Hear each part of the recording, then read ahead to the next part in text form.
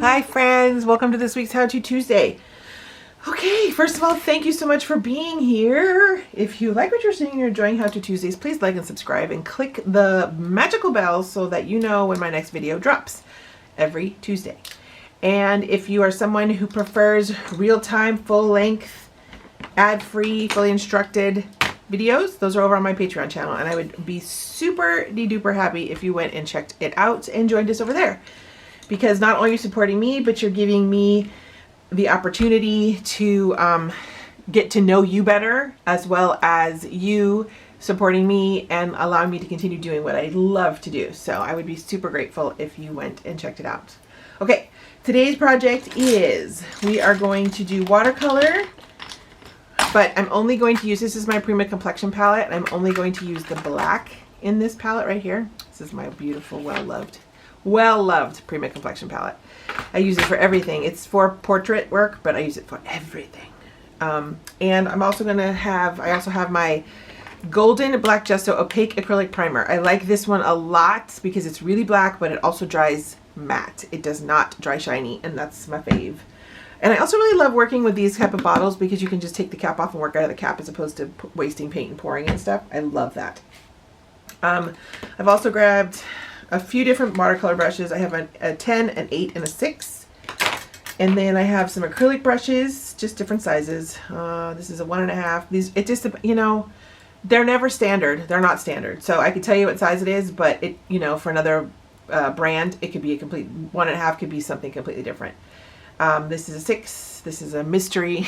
This is a 1.5. I'm also going to draw my person, my portrait, my piece out with my Elegant Writer. In black. They have several different Elegant Writers. They are, I like to use the black one because once it's activated, first of all, it's been a long time since I've done this, use an Elegant Writer, and I felt the need. I was feeling like, hey, I've been itching to use that. So we're going to do it. Once it's activated, if you are new to the Elegant Writer, it turns like a purpley pink blue color. I'll show you as you'll see it, and we'll go from there, and you'll fall in love and want to do it immediately. So, and the good thing is that they're super inexpensive. I also grabbed a napkin because I will be picking up some of the ink, and when you do that, the color changes a little bit. So you'll see the magic, I promise. And the substrate I'm using is Fabriano Hot Press 140 pound. Boom. And I have I taped it down with my Pro Artist tape. I got all of this on Amazon.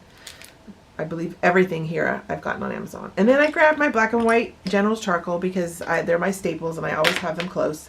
And then just a Uni Posca paint pen, 0.9 or 1.3 millimeter white acrylic paint pen for some white highlights if I choose to. This is going to be just kind of like a black and white piece with some Elegant Writer color. So there you go. Okay, and I'm going to use, I have my watercolor brushes, one to help activate my Elegant Writer, but also to use for this. The acrylic paint, the gesso, is what I'm going to use the acrylics for. Try not to mix them up. And then I'm going to wet right now those bad boys. And let me grab these. Let me grab, this is a 2.0 millimeter F, and then this is a 2.5 millimeter M, and I just don't really notice. I mean, there's a little difference in the tip size. Oh, can you see that? A little difference, but not much. Not much. So I'm just going to use the M, I think. Yeah, the 2.5. And again, we're not shooting for realistic.